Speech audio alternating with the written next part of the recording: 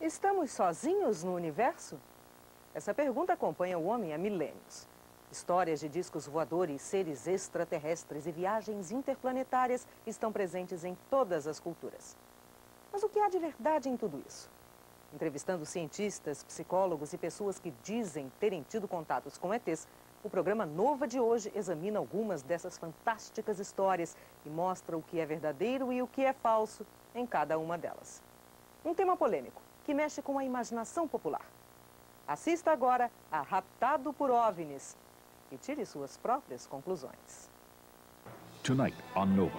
You seen him? Yeah. Where do you see him? Aside. Alien abductions. I'd be floated outside and then in a beam of light lifted up into a ship. My legs were being spread apart. You can't breathe, you can't move. You're dealing with a phenomenon that has an absolute core of reality. But how real is it? Whether what's going on is in outer space or inner space, that's the question. Kidnapped by UFOs.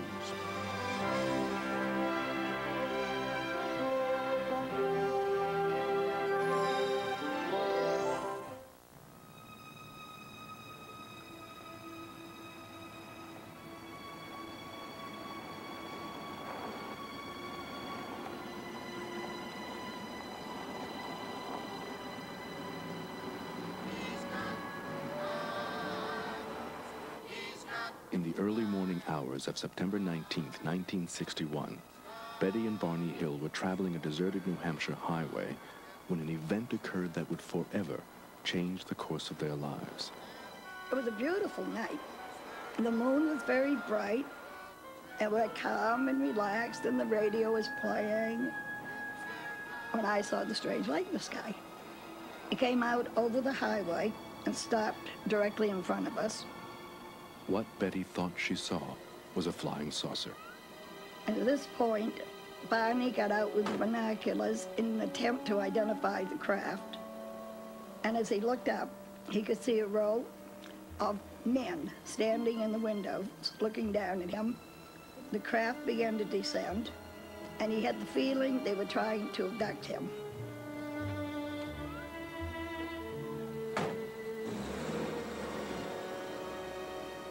At first, Betty and Barney Hill recalled only shadowy fragments of what happened that night. But much later, under hypnosis, their memories came into sharper focus. Telling me something. I can see it in his face. These tapes were recorded during hypnosis with the late Barney Hill. Give me that. I gotta get away. According to the Hills' extraordinary tale, they were forced aboard a flying saucer by creatures from outer space. As far as we know, we are probably, at least in modern day life, the first ones to have face-to-face contact with astronauts from another solar system. Betty and Barney Hill may have been the first, but are certainly not the last, to report an alien abduction. Since that night on a lonely highway 30 years ago, thousands have come forward charging that they, too, are the victims of UFO kidnapping. And a recent poll suggests that millions of Americans believe them, including author Bud Hopkins. In 1966, when the Betty and Barney Hill case became public, we found out that they're dealing with us. They're taking human beings and doing some kinds of tests. Practically all the major themes that have emerged later on in our investigations replicate elements that turned up in that very first case. They removed my eye completely. They allowed it to hang off on the right side of my face like this. And there's this probe that they had that came from the ceiling, and they inserted the probe just at Bud Hopkins conducts support groups for people who believe they've been abducted. Here they come together to share their stories. I was taken to some underwater facility. This thing is a huge dome, underwater dome. It's like a bubble. There's no girders, no beams, nothing holding this up. It's just this huge bubble. You could probably fit 10 football fields. Hopkins has devoted much of the last 2 decades to finding and writing books about cases of alien kidnapping. I would assume the high moment we talked about was when you were a little child? Something otherworldly had happened to me. I mean, I was 5 years old and I was lying in bed and, you know, it was nice and quiet, and then all of a sudden, what I remember is this incredible, I can't think of any of the words to describe it except to say it was a light show. It was more like a laser show. I mean, it's just the most incredible patterns and colors that, I mean, I see them in my mind, but I have no words for them. You started to say how your thing, Sherry, when you were a kid, how you felt the outsider, different. Although Bud Hopkins has no formal psychological training, he provides therapeutic services for dozens of so-called abductees each year. His New York loft, once exclusively a studio for his successful career as an artist, is increasingly overrun with calls, letters, and drawings from people describing their own strange encounters with creatures like these. These are very small, frail-looking figures. And all of the power or energy or force or whatever they seem to have really resides in the eyes, because the body is something that has no tensile strength at all. But the eyes are very powerful and controlling. The most striking physical feature are the eyes, I think. They're frightening, they're black, almost liquidy. That's the first thing that I've noticed.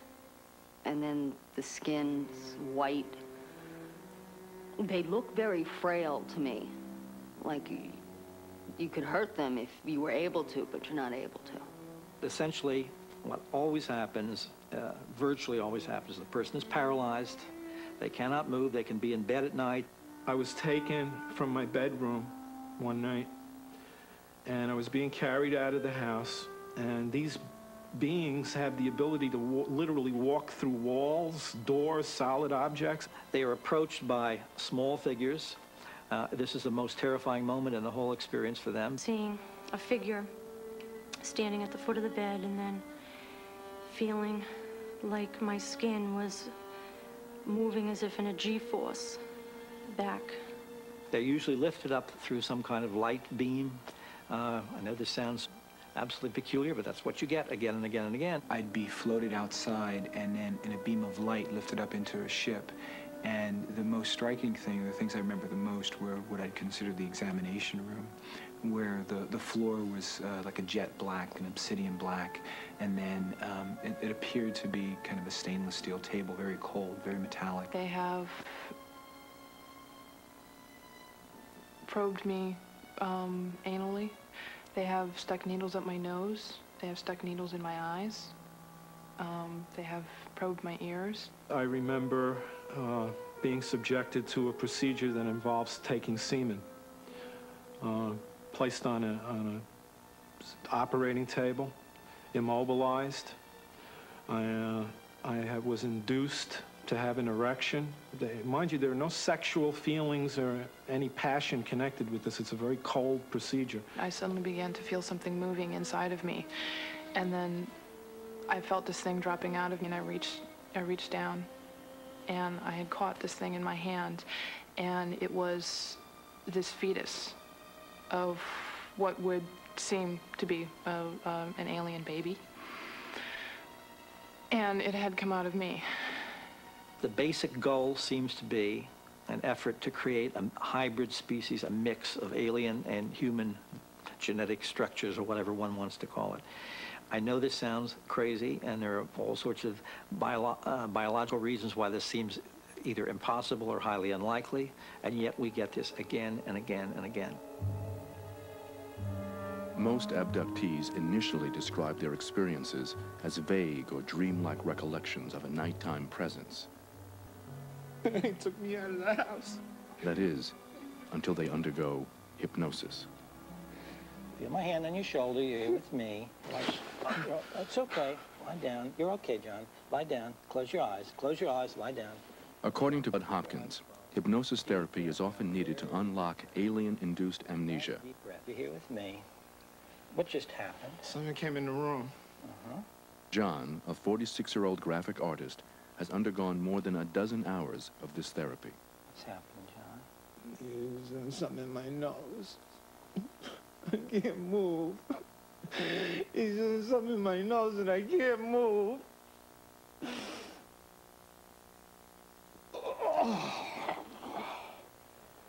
What is it? It's that recording thing, that tracking thing that they have to put in there. Did he tell you that's what it is? John recalls aliens implanting a tracking device in his nose, but like other physical evidence, it is never recovered. Instead, the proof offered for abductions is the stories themselves. Is the case material mounted up, and case after case after case replicated the cases before. And these were totally believable people from all walks of life, and even down to tiny details in their descriptions of what happened to them. These tiny details were replicated again and again. You have to feel you're dealing with a phenomenon that has an absolute core of reality about it. There are a number of psychological and psychiatric studies that have been done of these individuals, and none of them has shown any consistent personality pattern, none has shown any consistent psychopathology. A number of the people have been traumatized by their experiences, but that is as a result of the experiences. Harvard University psychiatrist John Mack seems an unlikely proponent of alien abduction. I first got into this field really without knowing I was getting into it. I had a psychologist colleague who asked me, did I want to meet Bud Hopkins? And I said, who's he? This was the fall of 1989. And she explained that he was an artist in New York who took seriously the stories of people who reported being taken by alien beings into spacecraft. And my reaction to her was that he must be quite mad if he believes such stories, and he must be dealing with some contemporary sort of psychosis. So he came to me, and I began showing him material. One of the interesting things that I did was I handed him 20 unopened letters that I had not looked at myself, not read them, not opened them, that I had received in this box of ongoing mail, from people who obviously were writing in because they felt they'd had experiences. And I said, John, you open these letters, you read them, you tell me, is this some sort of range of strange psychological problems, or are these people describing a real experience? And he called me the next day to say he was quite astonished by this. In case after case after case, I've been impressed with the consistency of the story, the sincerity with which people tell their stories, the power of the feelings connected with this, the self-doubt, all the appropriate responses that these people have. When John Mack threw his reputation and the name of Harvard behind this strange phenomenon, abduction stories gained credibility. This caused many scientists to sit up and take notice. Astronomer Carl Sagan.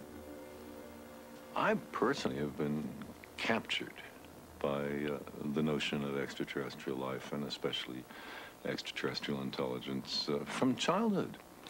It swept me up, and I've been involved in sending spacecraft to nearby planets to look for life, and in the radio search for extraterrestrial intelligence.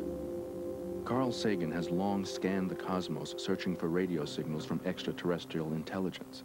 So far, the search has been unsuccessful. But whether or not there is intelligent life somewhere out there in the vastness of the universe is a very different question from whether or not aliens have arrived on planet Earth. I'm frequently written to saying, how could I search for extraterrestrial intelligence and disbelieve that we're being visited?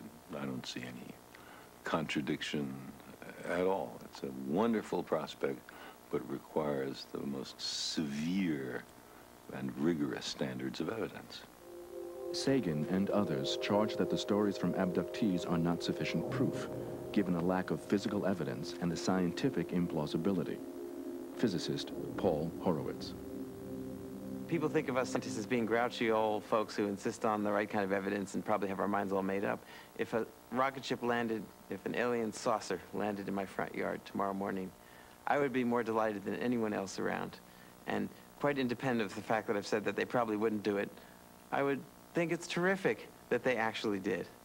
The whole problem in this business is that they haven't done it, that there's no credible evidence that they ever have, and most of us believe they never will. It's often said that I'm a believer and sort of have lost my objectivity. And I really object to that, because this is not about believing anything. I didn't believe anything when I started. I don't really believe anything now. I've come to where I've come to clinically. In other words, I worked with people over hundreds and hundreds of hours and have done as careful a job as I could to listen, to sift out, to consider alternative explanations, and none have come forward. No one has found an alternative explanation in a single abduction case. But are there really no other explanations for the reports of alien abduction, as John Mack and Bud Hopkins insist? As Hopkins embarks on a brand new case, Nova goes along to investigate whether or not there might be more earthbound explanations for the stories of extraterrestrial encounters. I'm willing to just start absolutely ground zero or whatever and just start an investigation, do the interviews that I would ordinarily do, so the process can be made available to other investigators, scientists, mental health people, or whatever. I have absolutely nothing to hide. I'm going to Florida in this particular case to look into it because it has so many really fascinating dimensions, especially the fact that there are 2 children involved. I am a mother. I do not want to believe that my kids are being abducted. I'd rather believe that there's something wrong with my mind than to believe actually my kids are abducted. Jody first began to fear for her son and daughter 3 years ago, after she read Hopkins' best-selling book, Intruders. I was in the grocery store and there was a pile of books on sale and Intruders was one of them. So I figured, oh, why not? We'll take it home and read it. I could not believe how many similarities there were between the book and what happened in my life. And I always knew that something had happened and that there was a presence in my room and there was these little men, but I had no way of categorizing it until I read the book. Hi there. How are you? So nice to meet you. Nice to meet you, too. I'm so glad you're here. Come on in. Hi, you guys want to come in and meet Mr. Hopkins? I'm curious, what's the first time that you noticed something coming? I guess it would have been from Brian. I was out with the kids once in the car, and Ryan said, you know, Mommy, I saw the shadows again last night. Now, we had gone... Jody and her husband Mike tell Hopkins a tale of shadows, monsters, and their son's other nighttime fears. Next, Hopkins turns his attention to the children.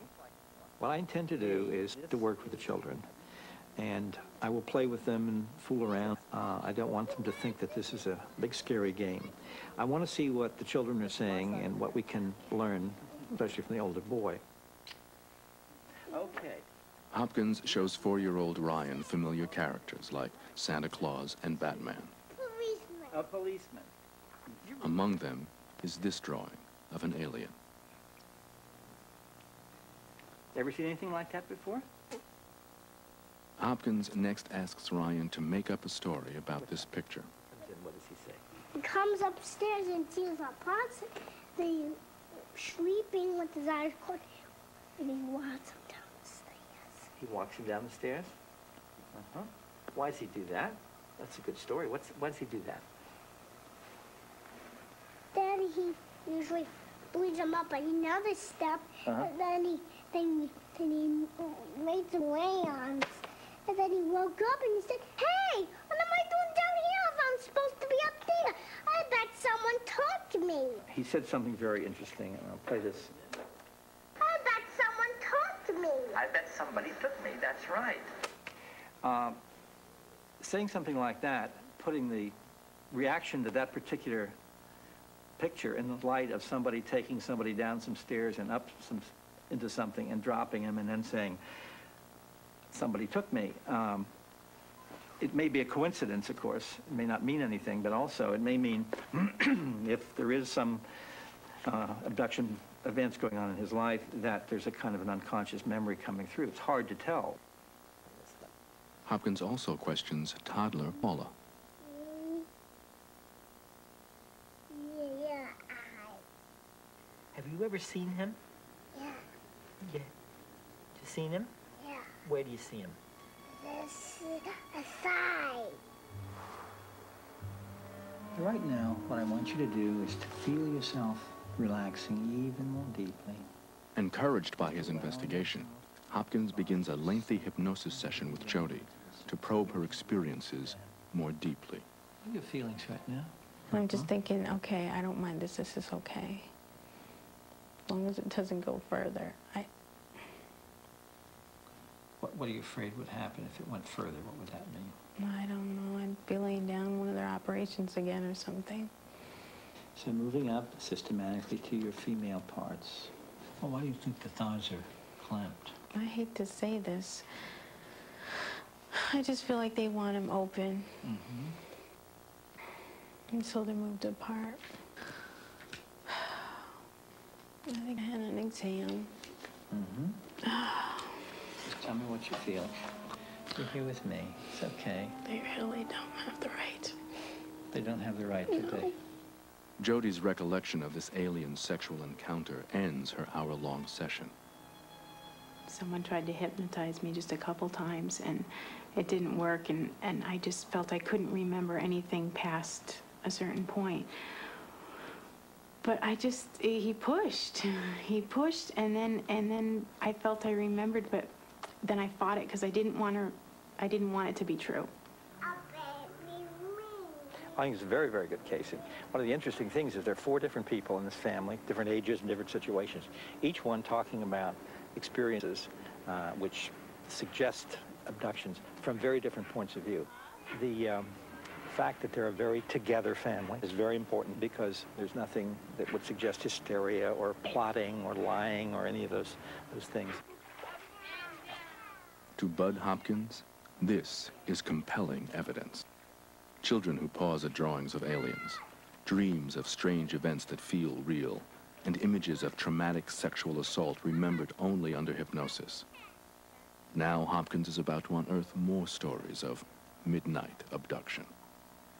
I'm going to go next door to one of the neighbors of the family I've been visiting because I've found that there seem to be abduction experiences taking place in the life of the residents of this particular house. And as we often find,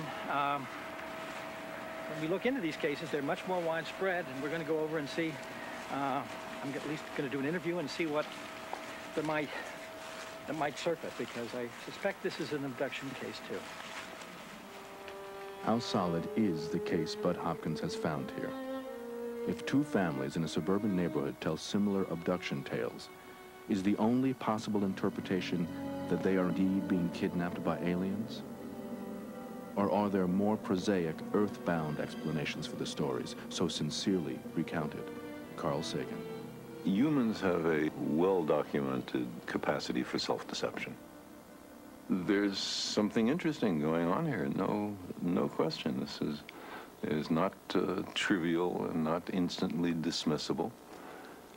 But whether what's going on is in outer space or inner space, that's the question. This is not the first time creatures from outer space have fed our inner fears. Ladies and gentlemen, I have a grave announcement to make. Incredible as it may seem, those strange beings who landed in the Jersey farmlands tonight are the vanguard of an invading army from the planet Mars. In 1938, with World War looming, thousands confused a cleverly crafted radio drama with a real-life report of an advancing alien army. In the era of the Cold War, even the government investigated sightings of unidentified flying objects. They explained away most as hoaxes, aircraft, or celestial bodies. Still, many Americans remained suspicious and asked if UFOs were visiting our planet, who was flying them? Hollywood provided a fictitious answer. We have come to visit you in peace and with goodwill. People avidly watched the skies, and some gathered to celebrate their alien encounters. I have made telepathic contact for the past 8 years with many space people from many areas of space, both inside and outside of this solar system. You are about to experience the awe and mystery which reaches from the inner mind to... In 1964, this cult hit featured an alien with telepathic powers, very much like those Barney and Betty Hill described just days after this broadcast. They had a gray tone to the skin, smaller nose, and thin slit for a mouth. They had larger eyes than ours. And in the weeks following this television movie of the Hills' own story, many reported similar abductions. By 1977, tales of close encounters of the third kind captivated the nation. In this wildly successful film, big-headed creatures visited Earth to communicate with humans. In the year following its release, UFO encounter reports surged.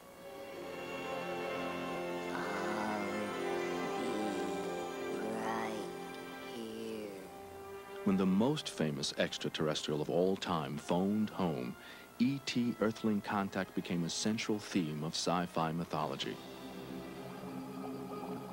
And when Bud Hopkins' book Intruders was broadcast as a TV miniseries, abduction reports hit a new high. She's mine. Intruders told what has now become a familiar story. A story of humanoid beings with dark telepathic eyes, of elaborate reproductive procedures, and of a new race of human-alien hybrids. For many, this creature, from the blockbuster movie and book Communion, has become the prototypical alien. Robert Baker. Very few people in the country are not familiar with the face on the cover of Whitley Strieber's Communion. It's like an urban legend. Everybody's heard it. We've seen the science fiction movies. We've seen Close Encounters of the Third Kind. We've seen E.T. and all of these other movies. So the result is it's part of our culture now. The idea of people going outside, looking up, seeing an alien spaceship, of being lifted up to that spaceship on a blue beam of light, and then being laid on a platform and examined. These are cultural themes.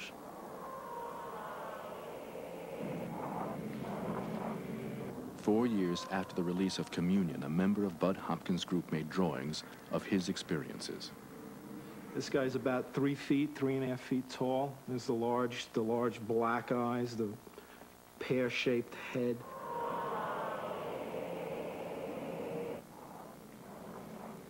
And then these are the little guys. These guys are blue. Their skin is very blue. Usually it's the grays that are involved with us during the abduction experiences. These guys appear to be helpers. That wand he's holding is a human cattle prod. It's a very effective little toy at gaining your cooperation. The script for abductions is widely known, but does it reflect the reality of people's experiences, or does it fuel them? There's two stories. One is we're being sexually abducted by beings from other worlds. And the other is that there is a pervasive, common hallucination that at least thousands of humans share. Now, these are both disquieting possibilities.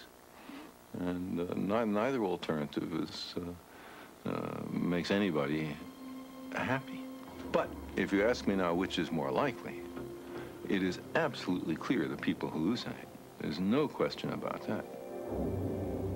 Could this tendency to hallucinate be a seed for tales of abduction?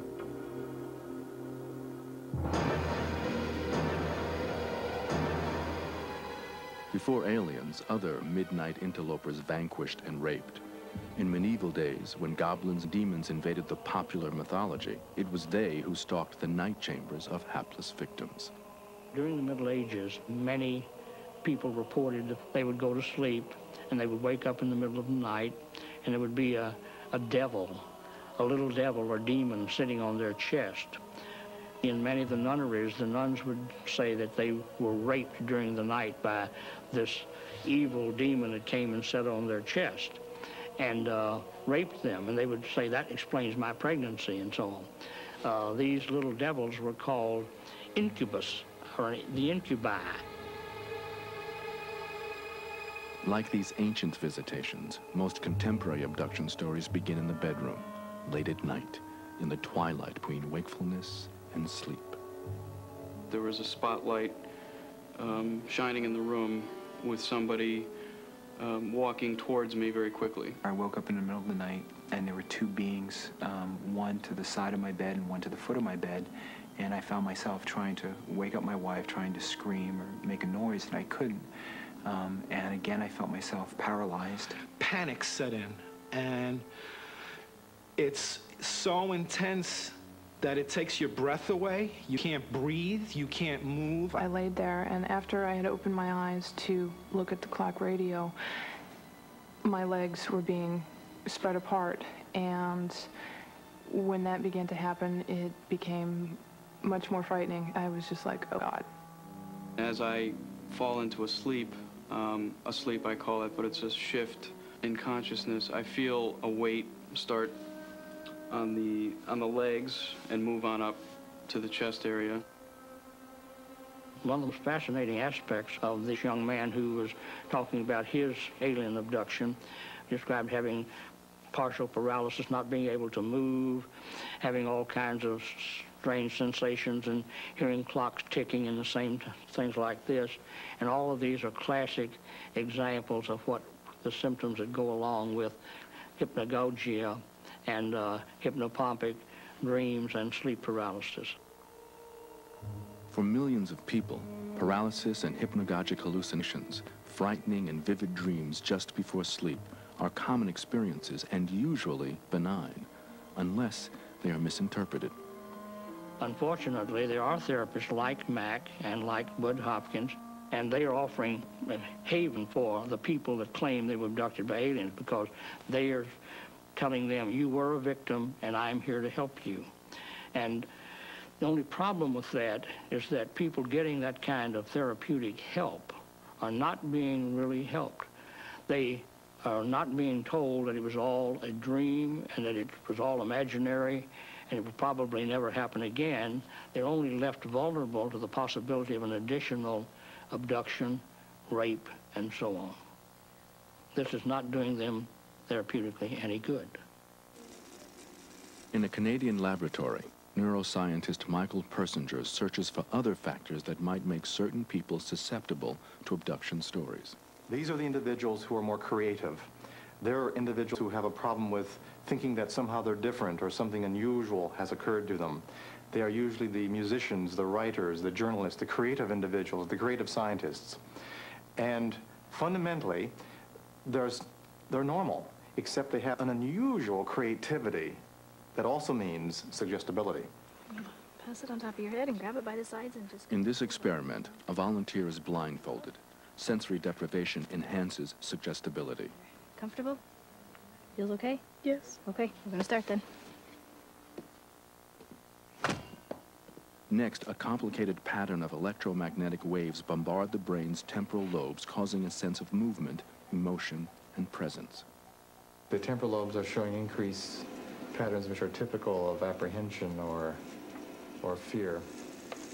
I'm feeling sensation of going counterclockwise. A light or feeling on the left side. The feeling that I felt was that I was moving to my left. A feeling? Can you describe that feeling? It was a heaviness that was pulling me towards my left side, and it was controlling me. The relationship between these experiences and some types of alien abductions is that a similar portion of the brain is involved. We know that the person feels vibrations. They feel leaving their body. They may feel a sense of presence. They may feel visual sensations and tremendous meaningfulness, and sometimes fear. Persinger believes that these sensations can occur spontaneously in some people and can be mistaken for an alien presence if the context is right. One thing we did some years ago that showed us how powerful, subtle context is, was we would put normal people into a chamber, deprive them of sensory information, except for a cross in the upper left-hand corner, and a few sequences from Gregorian chants. And then we would listen to free narratives, and the themes of these narratives were primarily religious. By just changing the cross to a picture of the earth and playing a few bars from the Close Encounters of the Third Kind movie, suddenly the themes change to spaceships and alien encounters. We have looked at individuals who have claimed abduction experiences. It's actually a tremendous spectrum of experiences that take place. What makes the experiences often very rigid and formulated is when they go to a particular therapist who has a particular idea of what the alien is. But the neurological and cultural explanations for abduction stories do not satisfy Bud Hopkins. I gotta get out of here. One of the issues about, of course, hypnagogic states and these other theories is that they're usually not accompanied by an enormous amount of emotion. Put my hand on your shoulder. The issue about these abduction experiences is, of course, immediately the enormously powerful and appropriate emotions that go with the experiences as they're recalled. I don't want to see these things. Hallucinations and dreams can engender real emotions. And critics say that hypnosis and therapeutic suggestion can transform these emotions into traumatic abduction memories. After 5 hypnosis sessions, John recalls seeing his son James naked on an alien operating table. What's it look like? Does he look like a little boy? Young boy? He's sleeping. But he's got no clothes. What is he doing to him?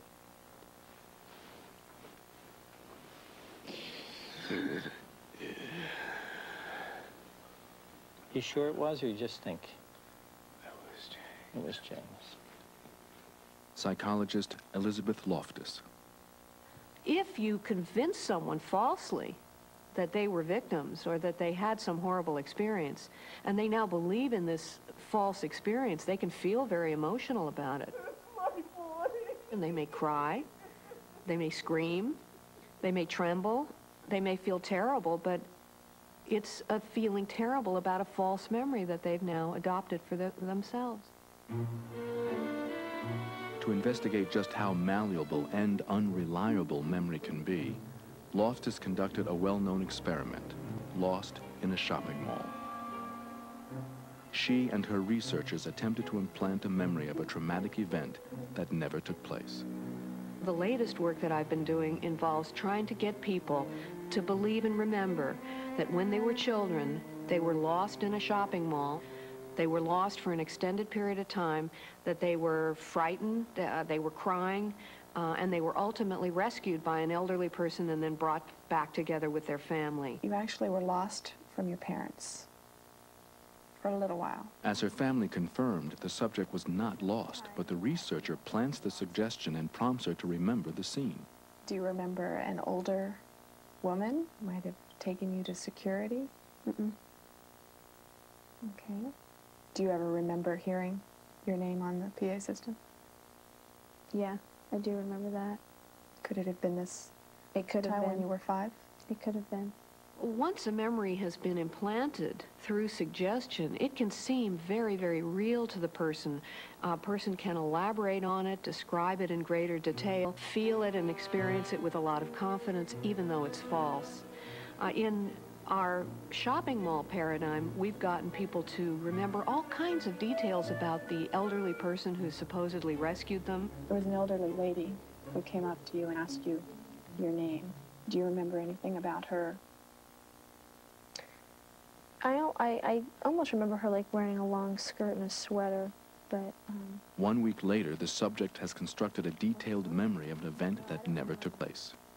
Do you remember her asking you the sound of her voice? I do remember her asking me if I was lost and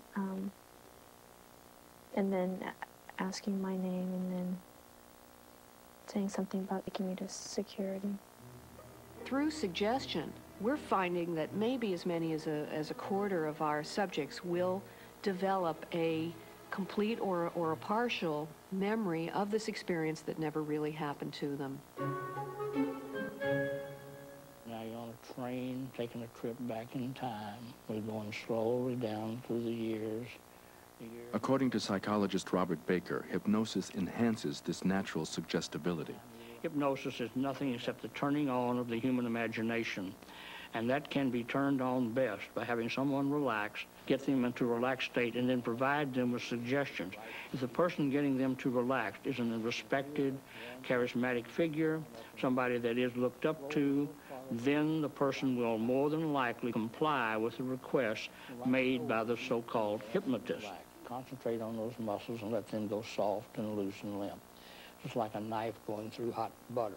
The hypnotist says, go back in the past and remember when you were a soldier in the Civil War, The individual being hypnotized will make a maximum effort to do exactly that with his memory. He will rake his memory to see if he can remember having read The Red Badge of Courage or some other Civil War novel, and then he will identify with that character that is suggested to him, and he will do his damnedest to create a credible, believable story. 1300. To demonstrate his point, Baker takes his subject backwards in time. You're not in the United States, North America anymore. You're somewhere else. I want you to open your eyes, look around, and tell me where you are. I seem to be involved with a team of horses that are going much too fast. I was kind of enjoying riding so quickly, but I could see the horses' manes sort of flying back. Are you controlling them now? Yeah, I think so. Where was this happening? I don't know. I want you to focus on it, what's going on. After this session, Baker will debrief his subject, but for now, she imagines she is back in the days of the Roman Empire. Were you small, very small little girl, or big person, grown up? I was a man, a young man. Young man. What was that young man's name? What's your name? Ends in I-U-S. It seems sort of Latinate, like Aurelius or something, yes. What kind of clothes were you wearing? A short leather, sort of tunic-y. I seem to have long high boots laced up. What are your feelings right now? I just know that they're there. I don't even know if I see them that well. Psychologist Loftus sees the power of suggestion at work in Bud Hopkins' hypnosis sessions. Let's go back to the very first moment. I want you to tell me just how your body feels. Your body has its own memories, and they're almost separate from the memories of your mind. Your body remembers how it feels. One of these obvious things is that he's pressing her for more details. He's pressing her with, you can remember more, your body remembers, you can remember more. And it's an encouragement to elaborate, to imagine. Everything's fine. Later on, he's going to help her interpret these mental products as if they are actual experiences. So you sit on this thing and there are three around you, you say? And then what happens? I don't know why this is coming to me, but they have to take off my shirt. They take off your shirt. Let's just go right through this. Your body remembers what it experienced. There's a belief out there that memories get stored in our body, that even if the mind doesn't remember, the body somehow does. And the expression body memories is bandied about quite a bit. But in actuality, there is no good scientific support for the idea that our bodies are remembering things that our mind does not remember. That's all I can remember. No, you can remember more. You can remember more. The ones you like and the good guys, let's put over here. And the ones you don't like, you put over. Loftus identifies subtle but powerful suggestive cues in Hopkins' interactions with Jody's children. That man's a bad guy? Yeah. Okay. When I watched Bud Hopkins do the tests with the 4-year-old boy, it was amazing to me because you could sort of see a UFO abduction memory in the making. I want you to tell me why they're bad. Yeah. How about him? Why is he bad? Because he doesn't really know anybody. He doesn't know anybody? Yeah, that's why he's so bad. It was a step-by-step process where he started with, do you recognize this? Now let's put it in the good pile or the bad pile. What is it that this creature did that made you put it in the bad pile? Is he a big, tall guy? Is he this big? Is he way up there? So there is a generation of ideas and a generation of a story. And you could just see it's the first few steps down that royal road to the creation of a false memory of being abducted. You see him where? Outside? Uh-huh. By the pool? Yeah. Uh-huh. Is he a nice guy or bad guy? Bad. Do you like him? Yeah. You do? You said he was a bad guy. Yeah. Do you like bad guys? Yeah. It seems to me that if you do this to a child, particularly a young child, and that child is living with this belief, and we don't know what the consequences of those beliefs and those memories are going to be for that child, it seems risky. It seems risky. Does it seem to you that your hesitancies in that area may be connected with UFO experiences? Without a doubt. Without a doubt. Without a doubt. Could suggestive influence also be at work in Bud Hopkins' support groups? Social psychologist Richard Offshee considers this a likely environment for the creation of false beliefs. Exactly. Well, what I saw on that tape was someone first taking on the role of an authority figure and therapist. Let's just take the issue of relationships with other people. I mean, everybody in the world has relationship problems. Up until I was about 18 years old, I was almost asexual. Next, people are revealing things about themselves that they clearly find embarrassing, defects in their lives. And he's helping them explain these things away as the product of the aliens coming to see them. The worst was the implantation. That was the implantation. That Based was the on most degrading experience. Degrading, yeah. I don't remember, you know, that stuff with the implants, the fetal implants, or them taking something away. And like I told you before, I think that's my own defenses, because I don't know if I'd be able to really handle that very well. I thought it was interesting the way in which the woman who commented about how she didn't quite have the memories that somebody else had because they must be blocked. Well, it makes it very clear where that's going. The person who has imagined it thinks that what they've done is access a memory, so they accept that image as a memory. They now genuinely believe it's real, and when they offer it to the group and are rewarded for having found what was expected, it all makes sense. I don't know if there's such a thing as collective hallucinations. I don't think there is. I don't see why my life...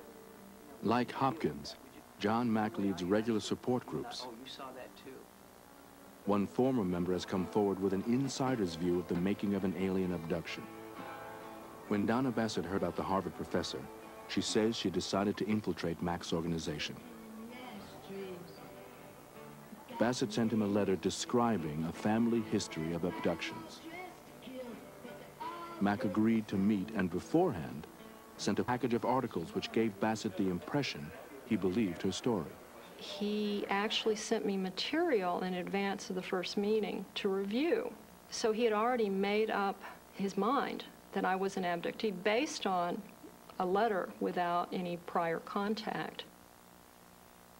These documents went into such detail about what was expected of an abductee, including sound effects, body movement, descriptions. And, you know, it was impossible not to be prepared for the meeting. They met at a Cambridge hotel. Later at Mack's house, he taped 3 hypnosis sessions which Bassett claims she faked. Her husband and Mack's assistant were present. That's it. Just be calm. You're fine. You're doing just great. Here you are in a bedroom with this strange man looming over you in the darkness. And it makes you uncomfortable, especially since the technique he's using makes you very aware of your own body. Your body is very sensitive. Yes. What is the worst part of the treatment? They put this cold thing. Cold thing, where do they put it? Inside of me. Where? In your belly, in your vagina? Where? Yes. To appeal to peace activist Mack, Bassett says she cooked up a story of aliens trying to save our planet by bringing together long-time political adversaries. It had been the anniversary of the Cuban Missile Crisis. I got to the point where I was saying there was this bald man in this spaceship. Can you say anything more about this bald man? What else? Try to remember. Go inside and tell me what you can. How old was he, maybe? No, he's a grown-up. He kept saying, well, what language is he speaking? Try to tell me who he looks like from Donna. He looks like a guy with a shoe with the UN. That's who he looks like. Okay. He looks like Khrushchev. That can't be. That Was he can't be. Khrushchev? I can't stupid. Drop Donna's 35-year-old critical mind for a moment. Did he look like Khrushchev? Yes. Okay. Was anyone else? There are other people there. Anyone else with responsibility like Khrushchev? Yes. And he was ecstatic. He was like, this just made his whole millennium. So don't worry about how foolish or crazy or impossible it seems. Just notice who's there. She's got both up there. They're having an argument. And who's the other one? What's the other one's name? That's the other one. It's Kennedy. It can't be Kennedy. You see him? Yes. Even after the session, Mac pressed for details. And I'd like to know more of who they were. Was McNamara? Did you see him? Yes, and I thought Rusk was also there. Well, we certainly needed some kind of intervention in 1962. There was no skepticism. He would believe the most far-fetched things, or at least he seemed to. The only time he got critical was when I tried to find alternate explanations for some of these experiences myself. After a year with Mac's group, Bassett gave her story unpaid to Time magazine. I don't know what really is motivating Donna Bassett. She's, in contrast to virtually everyone else I've worked with, she set out to make a name for herself as my nemesis and attacker and critic, and was able to get a damaging story into Time magazine. I don't know, I mean, for me to... I worked with Donna in good faith, and she claims it was all a hoax, and people I know in the experiencer community think that she did not hoax, that she's an experiencer who never came to terms with her experiences. The ease with which Mac accepts either deliberate, misleading, or hypnotic fantasies as real is very frightening for someone who's in a position of authority, for someone who's in a position of telling people this stuff is real. There's nothing tentative about that. We're dealing with a phenomenon which violates our sense of reality and which operates in this gray area between the physical world and the subjective or mythic or other realm world. We're being asked to prove this by the methods of the physical sciences alone. But those methods, in my view, will not yield its secrets. In 1994, concerned by mounting scientific criticism of John Mack and his research, Harvard University launched a lengthy internal review. In the end, with academic freedom at issue, the university took no adverse action. Today, John Mack, Bud Hopkins, and dozens more therapists around the country conduct abductee support groups and protracted hypnosis sessions. Hopkins is also at work on a new book, another installment in the popular culture of UFO kidnapping. Perhaps paving the way for more and more people to come forward, as Betty and Barney Hill did in the 1960s, with their own shadowy memories of alien intruders.